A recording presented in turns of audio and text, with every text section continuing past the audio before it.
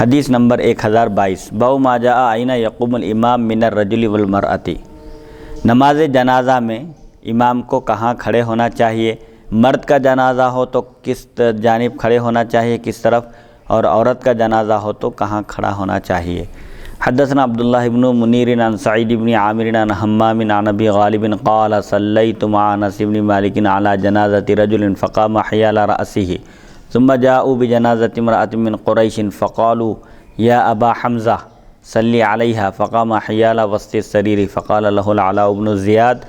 هكذا رأيت رسول الله صلی اللہ علیہ وسلم قام على الجنازة مقامك منها ومن الرجل مقامك منه قال نعم فلما فرغ قال احفظوا وفي الباب عن سمرة قال بس حديث أنس حديث حسن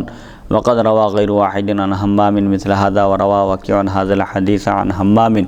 فوهم فيه فقال عن غالب عن أنس والصحيح عن أبي غالب وقد روى هذا الحديث عبد الوارث بن سعيد وغير واحد عن أبي غالب مثل رواية همام واختلفوا في اسم أبي غالب هذا فقال بعضهم اسمه نافع ويقال رافع وقد ذهب بعض أهل العلم إلى هذا وهو قول أحمد وإسحاق۔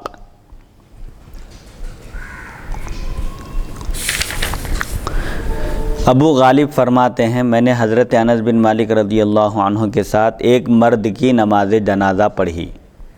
ابو غالب ایک راوی ہیں، حضرت انس بن مالک رضی اللہ عنہ کی امامت میں انہوں نے ایک آدمی کی، ایک مرد کی نماز جنازہ پڑھی تو حضرت انس رضی اللہ عنہ اس کے سرہانے کھڑے ہوئے، یعنی جنازہ رکھنے کے بعد سر کے مقابل میں، سر کے اپوزٹ میں کھڑے ہو گئے۔ پھر لوگ ایک قریشی عورت کا جنازہ لائے، ایک نماز جنازہ ادا کرنے کے بعد پھر اور ایک جنازہ آیا جو ایک قریشی خاتون کا جنازہ تھا، اور انہوں نے لوگوں نے عرض کیا اے ابو حمزہ، حضرت انس بن مالک رضی اللہ عنہ کی کنیت ہے ابو حمزہ، اے ابو حمزہ ان کی بھی نماز جنازہ پڑھائیے، یہ خاتون کا بھی انتقال ہو گیا ہے، اس خاتون کا قریشی خاتون ہے، آپ ان کی بھی نماز جنازہ پڑھائیے۔ تو آپ چارپائی کے درمیان کے مقابل کھڑے ہوئے۔ جب عورت کا جنازہ آیا تو آپ اس کے بیچ میں برابر درمیان میں کھڑے ہوئے۔ اس پر حضرت علاء بن زیاد نے فرمایا کیا آپ نے نبی کریم صلی اللہ علیہ وسلم کو اس طرح دیکھا ہے کہ آپ مرد اور عورت کے جنازے پر اسی مقام پر کھڑے ہوئے جہاں آپ کھڑے ہوئے، یعنی جب مرد کا جنازہ تھا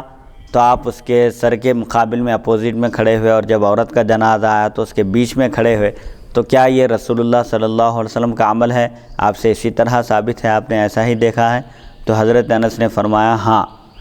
جنازے سے فارغ ہوئے تو آپ نے فرمایا اسے یاد رکھو، یعنی آپ نے یہاں پر نماز جنازہ پڑھاتے وقت لوگوں کو طریقہ بتا دیا کہ مرد کا جنازہ ہو تو کہاں کھڑا ہونا چاہیے، سر اور سینے کے بیچ میں، اور عورت کا جنازہ ہو تو درمیان میں کھڑا ہونا چاہیے۔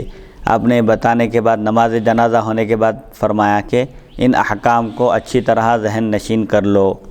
تو صحابہ اکرام کا عام طور پر یہ معمول ہوتا تھا کہ وہ احادیث شریفہ بیان کرتے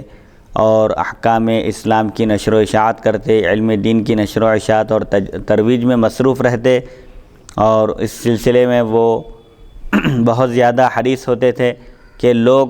زیادہ سے زیادہ مسائل سے واقف ہوں اور دینی تعلیم اور احکام شریعت لوگوں تک پہنچیں،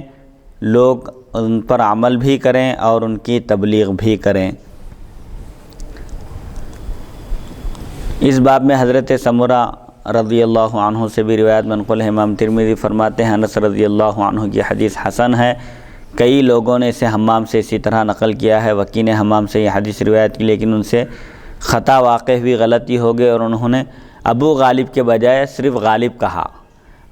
عبد الوارث بن سعید اور کئی دوسرے راویوں نے ابو غالب سے حمام کی طرح روایت کیا۔ اس ابو غالب کے نام میں اختلاف ہے، یہ ابو غالب تو کنیت ہے، نام کیا ہے ان کا، اس سلسلے میں محدثین کے درمیان اختلاف ہے۔ بعض نے کہا کہ ان کا نام نافع ہے اور بعض نے ان کا نام رافع کہا۔ بعض لوگ کہتے ہیں ابو غالب کا نام نافع ہے،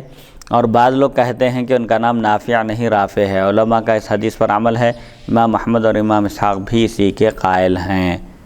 حدیث نمبر 1023 حدثنا علی بن حجر حدثنا ابن المبارک والفضل بن موسیٰ عن الحسین المعلم عن عبداللہ بن بریدہ عن سمرۃ بن جندب ان النبی صلی اللہ علیہ وسلم صلی علی امرأۃ فقام وسطها قال بهذا حدیث حسن صحیح وقد روى شعبۃ عن الحسین المعلم۔